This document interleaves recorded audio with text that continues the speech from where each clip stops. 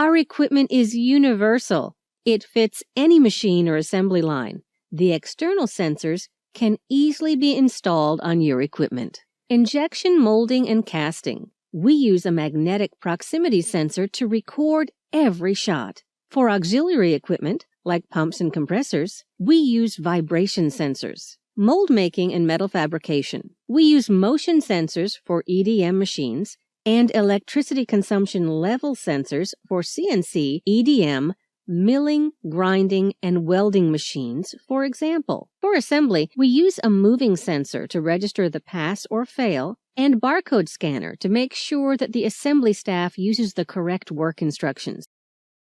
Thank you for watching this video. If you are interested in our products or have any questions, please contact monitor-box.com.